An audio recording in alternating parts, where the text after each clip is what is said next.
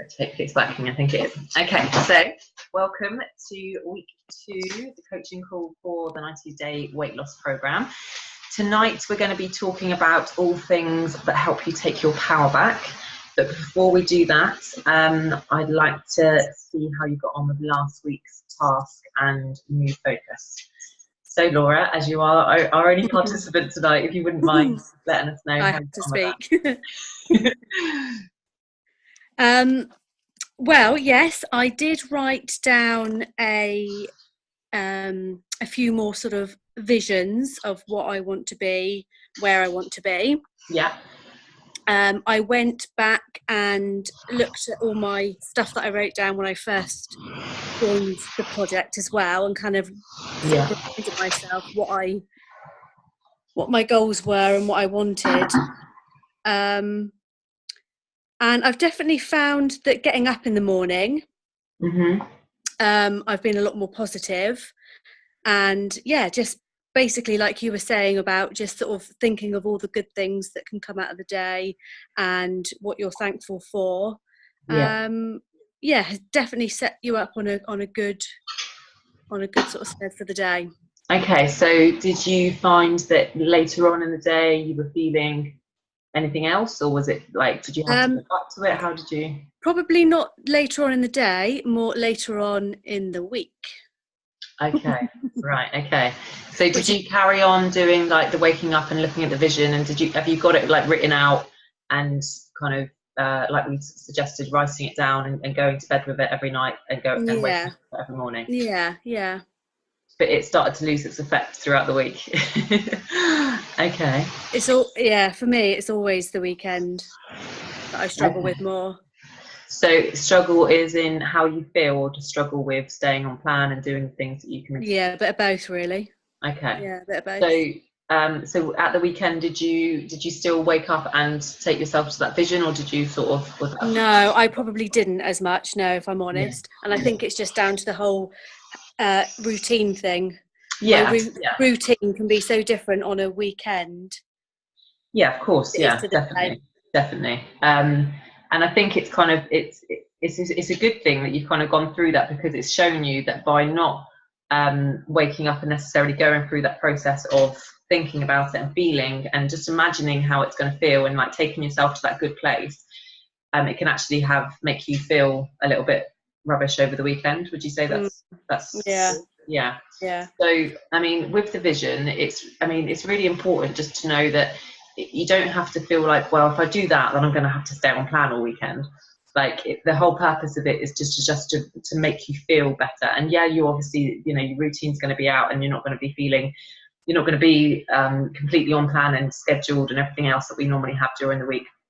But the point is to just make you feel better about the whole process and about yourself and about where you're going, rather than it's kind of, you get a bit lost over the weekend. I think generally anyway, we all do.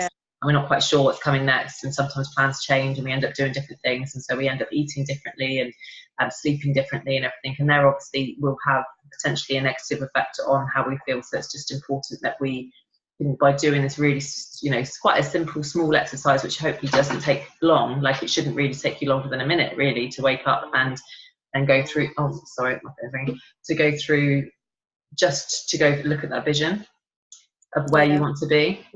So have you got it with you? Like, did you write it down? I haven't got it. We're going to get it. It's only in the kitchen. Okay.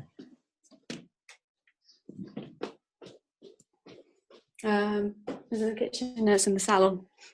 Okay, sorry. Don't worry. You don't have to go get it if you want to. It's like rooting through the whole house. I was going to kind of do a little bit more of a vision board as well. Because I know some of you girls have done that, haven't you? Yeah, definitely. And you've spoken about that before within the project. But I was gonna do that, just so I've got a bit more of something I can just hold and look at.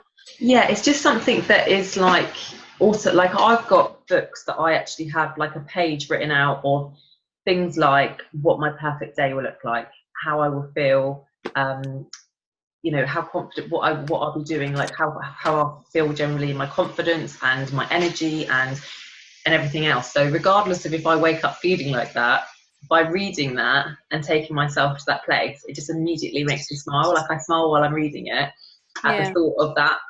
And then evidently I then go on to have something very close to what I've just read, because I've taken myself and I've reminded myself of how lucky I am and everything else.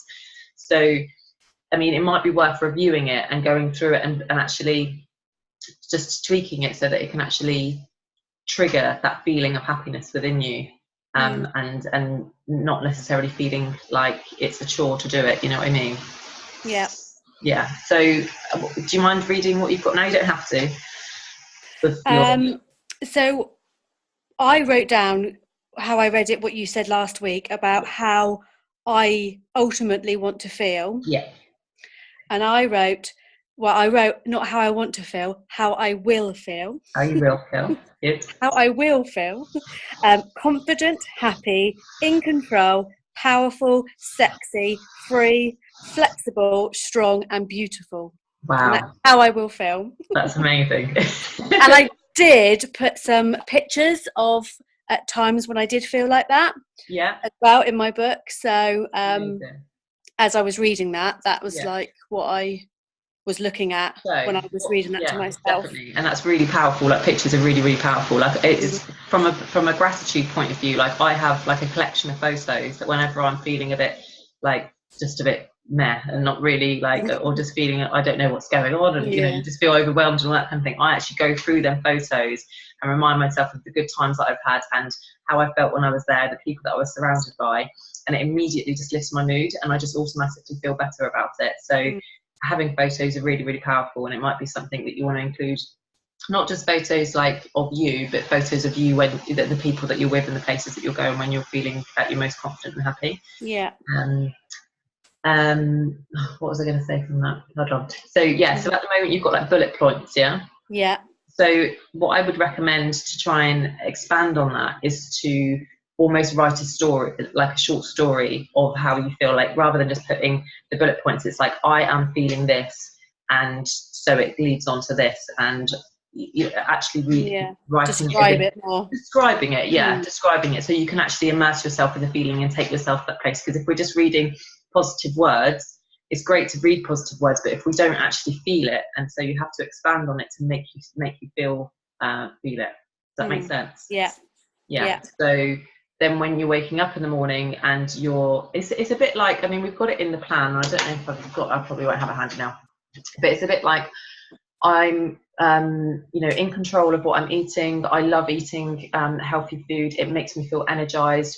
I can't wait to go on holiday where I can wear a bikini for the first time, or like, you know, feel comfortable in a bikini, and like just kind of taking you to that place of like I'm on the beach, I can feel the sand between my toes, and I've never felt so good in all my life. Like, you know, just really expanding on it and taking yourself to a place of like, oh God, I just feel like just the thought of it just makes you feel excited.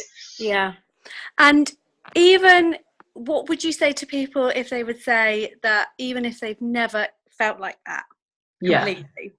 Like I would say that some of those words that I wrote down there, at some point I have felt. I don't feel all the time, and perhaps don't feel them all together, but I have felt some of those feelings. But what about if you don't? Does that make sense what I'm saying? Like, so, you don't you've never actually really properly felt like that completely. I suppose it's like saying to somebody, try and feel happy, and they're like, I've never felt happy before. What does that feel like? Like, it's like having an alien coming up to you. So like, how do you it's all right just sort of saying it, and you're saying like, how do you know, you got to feel it, but that is an interesting one. And I guess it's like, how, if you've never felt like that before, how you would imagine it would feel like when you're looking out to the world and you're seeing these people that are feeling like that. What's like, how can you imagine that they're feeling? And maybe try and, like I say, with people that struggle with loving their body, and like I remember sitting in a room not long ago when we were doing the Weightloss Program, and we're asking a beautiful group of women to point out one thing that they love about themselves, and they found it really hard. And I was shocked to hear that they felt it so hard. But then, you know, obviously I reminded myself, actually I used to feel like that for a long time, so it's kind of taken, for me, gratitude has always been a stepping stone to feeling the feelings of love and confidence and everything else that you have for your, because if you're feeling grateful and excited and you're just filled with gratitude, then you naturally hold yourself differently and you appreciate what's going on and you're more excited, and then feelings just generate naturally because you're in a place of gratitude for what you've got.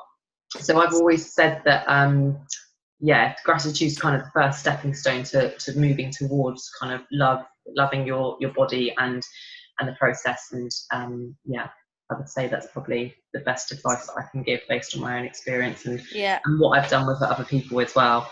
I don't know if you saw Fran's post in the support group, but that might help you with that as well, because she's definitely, you know, been on a journey, and it's just it comes naturally from taking you there. So if you're finding it difficult with any of the words that you're using and you don't resonate with them, then I wouldn't necessarily use them. I'd use the ones that you do resonate with and that you can remember feeling like that, and that's the feeling that you want, because we're in control of how we feel. But I think ultimately, like with all the confidence and feeling fabulous and all this, it all roots down to one thing, and it's just being happy. Like, you know what I mean? Like happiness is always the number one. So using words and taking yourself to experiences that just make you happy will naturally expand into all the other feelings. Yeah. Does that make any sense? Yeah.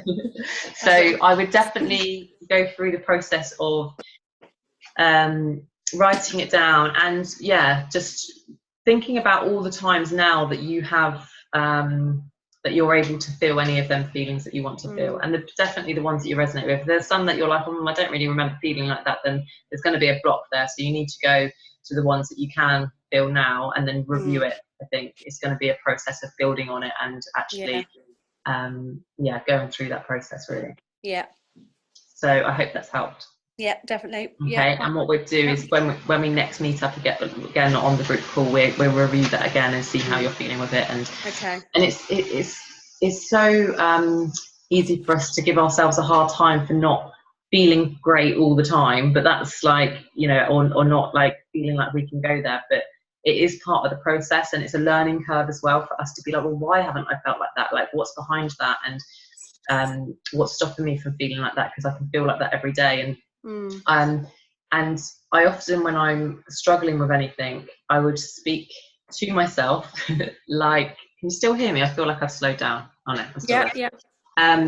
Speak to myself as if I had, well, in your case, probably your daughters. I don't have a daughter, but I do have friends that would never, you know, when you're feeling like, I don't feel like that and I feel like this, I would speak to myself as if I was speaking to my best friend. Like, what, you know, solutions would you offer to your best friend that's feeling like that, and what would you remind them of, and how would you help them feel them feeling? So I think that can sometimes make it a bit easier when you feel like you're saying it to somebody else, but obviously saying it to yourself at the same time. So yes, I would definitely review that, and it's getting into that routine of having it by your bedside and just silently, if you need to, or out loud, however you want to do it. And things like turning on your favorite music and really, you know, just making yourself feel excited and happy is really, really powerful to helping you go there. Yeah.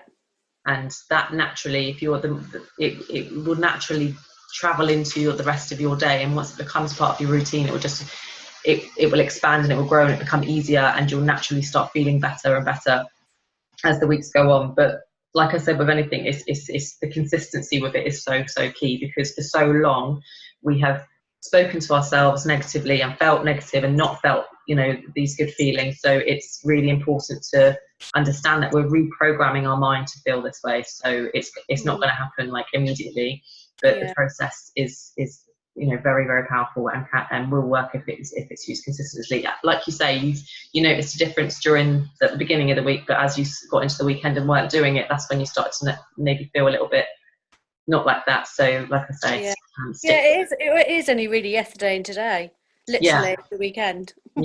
So I would, if you've got time tonight, like, try and expand it, turn it to a story. And review it. And if you want to maybe take a picture of that and send it to me, then I can have a look at it. And I can also, as you know, I work with Sheila quite closely, so I can speak to her about it as well and see if she's got any suggestions on expansion for it. So we want to try and get it as close to you know, we want to get it exactly actually where it's going to take you to that place. Yeah. All right. Yeah, I'll do that. Cool. Okay, so this week we are talking about taking your power back, and this is really from hearing lots of people feeling overwhelmed, and they're like, oh, is that the dog? Oh. I'm going to say this quietly, but I might be getting Sonny a family dog for his birthday. Oh my goodness. I had a conversation with my mum. This is totally not part of the I'm recording. Yeah. But yeah, I had a conversation with my mum today, and I said, if I got one, like, could we make it like a family dog, so if I need to go away and stuff, like, and she's like, yeah, of course. So we're going to go to a rescue centre. Oh, look, a little Bodie. Can you see him? I'm so excited. Anyway, going back to yeah.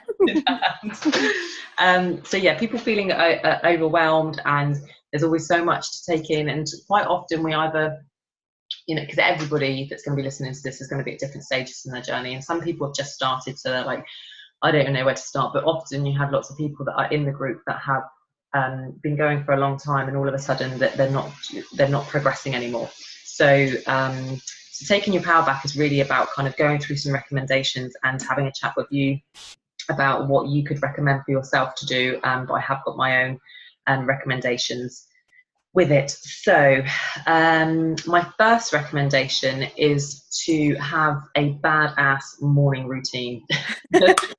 And that's the only way to describe it, because that's how I feel about it. But it's so important that we have a good morning routine. And I've said it so many times. I've created the morning mantra, which is within the Feel Fabulous project as part of this. So I was just going to kind of talk about what I do on my morning routine and what works for me. And then, you know, obviously take notes, and if there's anything that you want to ask about afterwards, then let me know. So the first thing I do is I set my alarm for 6 o'clock in the morning now, which I never used to do. But I set it for 6, and I allow myself to press the snooze button once, and I also set the alarm for 6:05 just in case, because I don't know why, but I've got a love for the snooze button. I just like pressing it at least one time so that I can get back to sleep. But in that time, I'm immediately grateful just for being alive and being able to open my eyes and being in a cozy bed and being in a house that's got heating on, and knowing that, you know, like sometimes the sun's coming through. I quite often will take a picture of the sun coming up when I wake up, just kind of really appreciating like the start of the day, like this is a new day, anything could happen, this is exciting sort of thing. And so I do that first thing. I used to literally physically write down a gratitude list, but now I just, because that takes time, and yeah, and when you're first thing in the morning, you don't necessarily want to be writing down, but I will actively think about all the things that I'm grateful for. I will be grateful. I say thank you for every footstep that takes me to the toilet, and that's from the book The Secret, which, as I'm sure if you've read it, it's all about gratitude. So I will thank that. I'll be grateful for the fact that I can flush my toilet. I'll be grateful for the fact that I've got clean running water so I can wash my hands, like literally taking myself into that place of gratitude. I immediately come downstairs and pour a glass of water from the fridge, filtered water, and make myself a green tea. And then once I've had that, I will go upstairs and I will put on, which is part of my new routine, is I will put on Esther Hicks. And she has particular morning, I don't know what you would even call them, like they're morning energy lifting videos. It's more like you listen to it rather than the sound, but they're videos obviously on YouTube. But Esther Hicks, yeah. And they're actually called something, 1 second.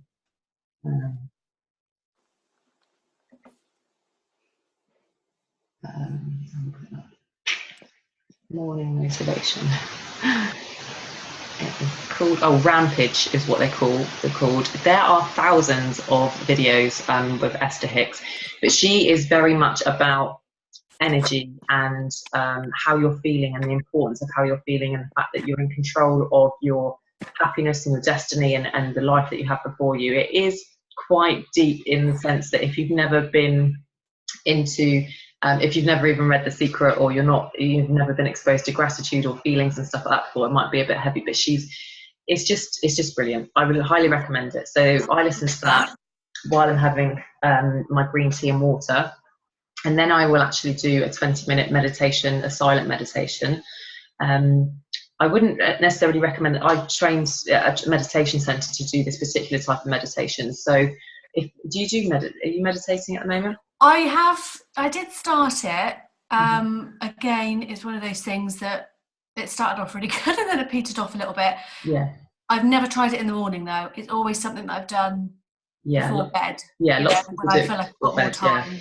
Certain meditations, like I listen to Esther Hicks before I go to bed, and sometimes in the meditation form. And you have certain meditations that are to help you sleep, but there are also, like, the type of meditation I do is very energizing. So it's known for like creating more brain activity and more oxygen to certain areas, and it creates stimulation of the brain, basically. So I can't do mine before I go to bed anymore.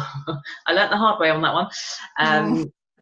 So yeah, I do 20-minute meditation. The app that I recommend is called Headspace. Is that the one that you've used? Yeah. So I would highly recommend doing it in the morning, as much as it's like it feels a bit strange because you're trying to wake up and then you're trying to calm yourself. It's like it just literally sets you up for the day. After my meditation, I then do exercise, and this comes in so many different forms. I can't tell you. Sometimes it's in my pants for Joe Wicks, which is my favourite form of exercise, as it goes. But equally, if I'm running a little bit behind on time or haven't, I always do something. So if it's YouTube's just an absolute goldmine for things like this. Like, there's so much out there that you can watch and listen to, and Joe Wicks is one of them. But if you just put in 10-minute squat exercise, like, you'd get some really high energy American girl like ready to do it with you. Yoga with Adrienne, like, or even I've got like a sheet of paper that I printed off that's got a 10-minute ab workout. I would do some form of exercise, and the reason I've made that a priority, whereas previously I used to go after the school run, is because it was said to me by a nutritionist. She was saying, you know, we're so used to doing things for the purpose of weight loss or going towards our goal, but actually getting oxygen flowing around your body and getting your blood circulation going is so beneficial for your entire body, your brain, how you're going to feel, the energy that you're going to have for the day.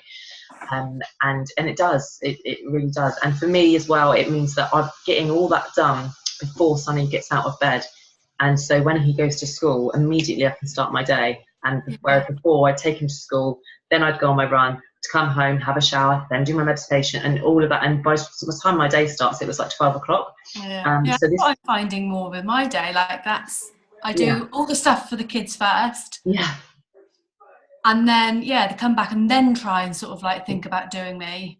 But then, of course, at that stage, there's about 1,000 other things to do.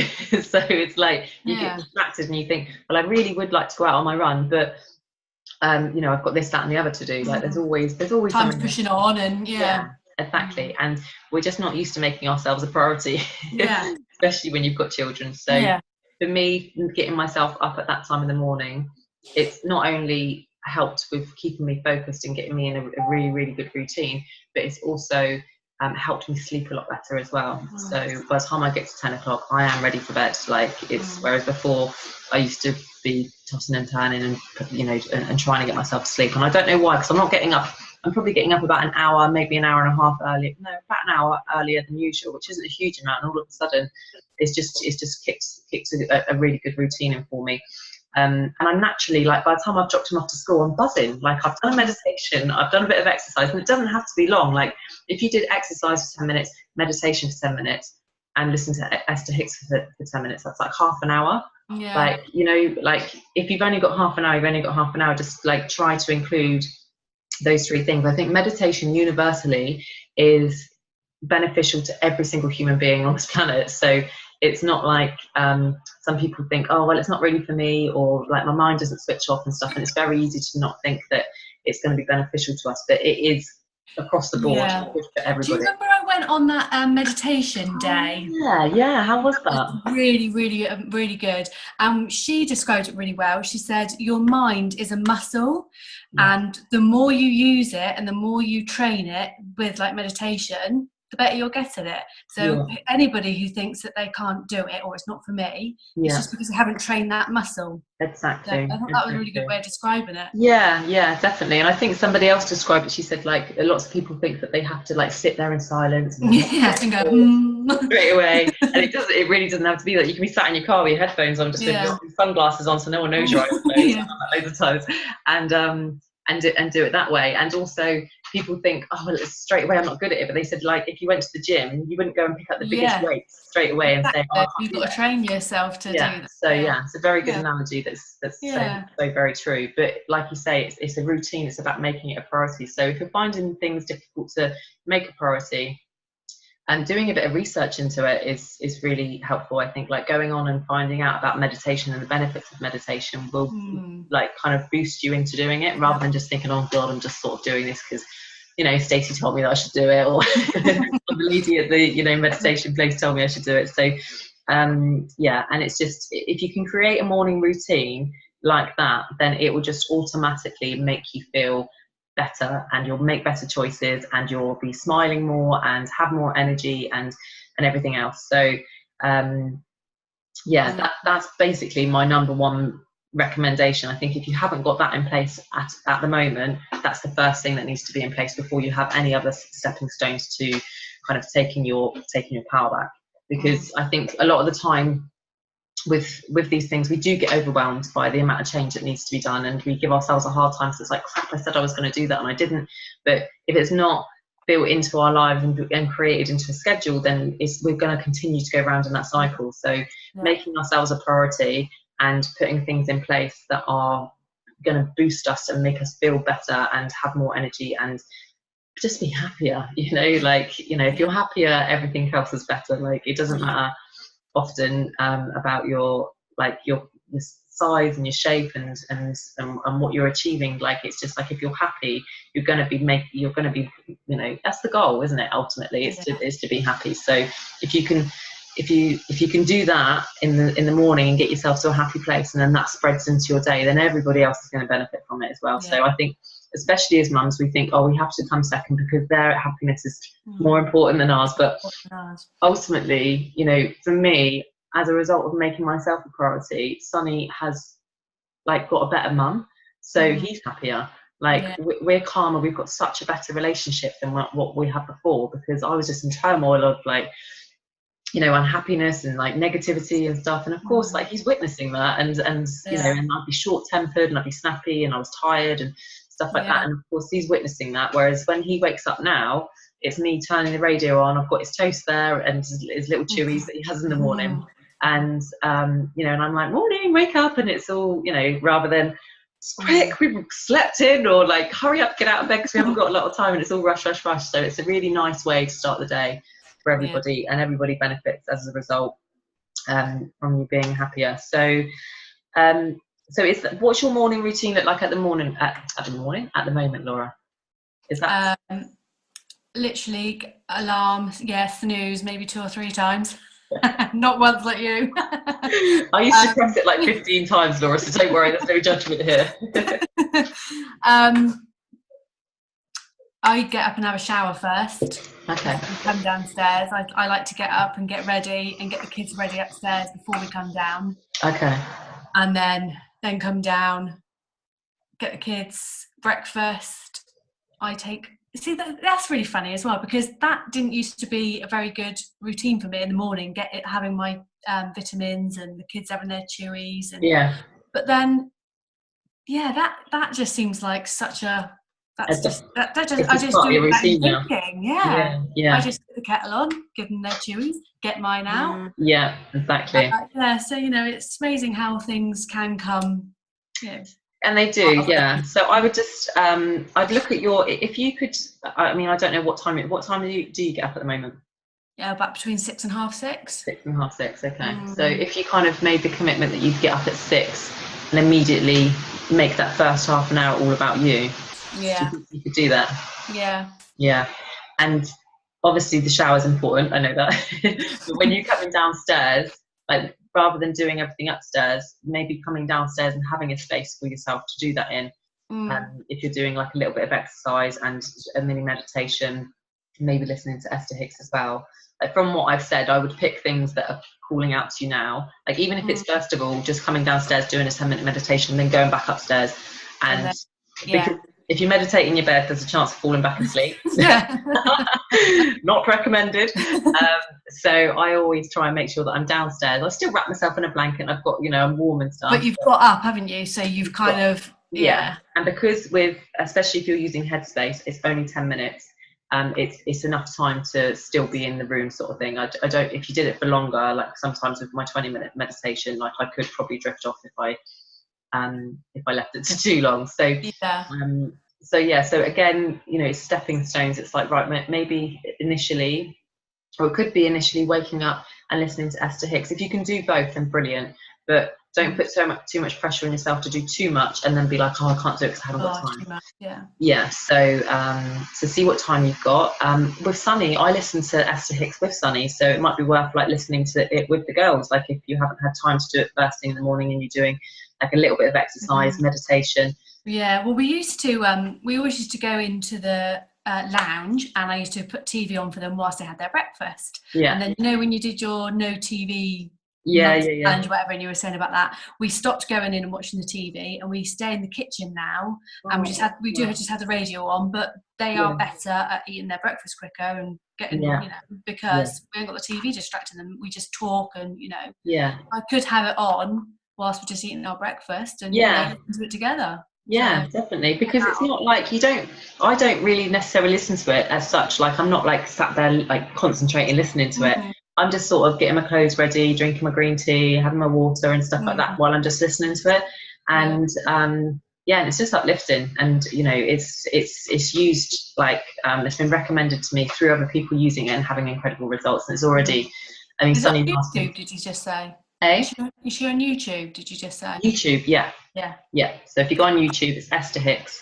And like I said, there's thousands of videos out there. So if you actually look at Esther Hicks Rampage, I think it's called Rampage. And really, really good. Okay. So that's it really. I mean, does that sound like something that's achievable for you? Yeah, I'll give it a go. Yeah, definitely. I think, like I say, I've got so many recommendations and such a big toolbox of things that I can say, well, you could do this, you could do this, you could do this. But, building these foundations of looking at things differently, feeling more positive, stop like focusing on the negative, and just even if you can find any positive, like when you're waking up and looking at your vision, so important. And then doing these tools, using these tools that have not only obviously they haven't just helped me, they've helped thousands of people across the world, but it's just introducing them into your life, and then you'll find things like Esther Hicks. It was just sort of mentioned to me, and I'm hooked. Like I want to listen to her all the time. So it's like you don't know what's out there until until you try. So that's kind of the task for this is going to be for the next 2 weeks, because we're supposed to be doing the coaching calls every 2 weeks. I wanted to do the first 2 back to back just so that we were fully connected and knew what we're doing. So that's going to be the task going forward for the next 2 weeks. So all I'm going to recommend really is to put it in place and to post in the support group about it. So if you can, not necessarily, it doesn't have to be in the morning, just updates on how you're, if you're listening to Esther Hicks for the first time, let us know how it was. If you're meditating in the morning and you've done it, then take a screenshot of your Headspace thing and put it in, say, I done it. Get the girls to take a picture of you while you're sat on the couch doing it and stuff, and just see how you get on with it, because it's just like I say, the consistency with all of it is key. And I think if we focus on these things, then naturally everything else is a lot easier to do and to commit to, rather than thinking about the entire week and everything we've got to do, and we feel completely overwhelmed and I don't know where I am, and you're focusing on, I've put weight on and I don't feel as good as I was, and like it's just a negative cycle that we just spiral out of control in, and before you know it, you're just like, I don't know why I even bother. So we have to rebuild, and it's so natural. Like they say, like negative thoughts and stuff are like weeds. They don't need watering, like they will just naturally grow, and I'm sure you know that as well. I think we all can identify with that. So we have to create routines that positively instill them thoughts and emotions, because it's so easy to slip back into old negative ways that we've been doing for such a long time, and that is promoted to us in various forms throughout our life. So it's rebuilding ourselves, and you know, by the end, it's like there's no room for the negative because there's so much positive going on. And yeah. So anyway, I feel like I'm waffling now, which I definitely am. So have you got any questions, Laura? No, none at all. No, I've written all that down, and I'll start my new morning routine tomorrow. Amazing. Well, keep me posted, and like I say, there won't be a call next week. It'll be the week after. Next week I'm going to be in Amsterdam, so I'll stay in touch. Yes, your birthday. Oh, yeah, it's my birthday on Friday, so thank you. Yeah, so I'll keep you posted on Facebook as to how we're getting on. Yeah. There's lots of vegan cafes out there, so I'm hopeful that we can stay fairly on plan. How many of you are going? And there's 6 of us all together. Oh, nice. So from the Feel Fabulous project, we've got Hannah and Fran coming, that you'll know. And then some other friends as well. Yeah. So, and so very excited. So I won't be for the call. Hey? What day is your birthday? It's on Friday. So the 23rd, and that's the day that we fly out to Amsterdam. Have a lovely time. So yes, I will do. Thank you very much. But please keep posting in the support group as well, so that we can keep that going, and so I can keep back and make sure you're all right. Cool. Okay. All right, darling. Well, it's lovely seeing you. And you. Good luck with your new morning routine. Thanks for all that. I'm going to go and look at Esther Hicks now. Yes. Enjoy. I look forward to hearing what you think. See you later. All right. Bye, honey. Bye.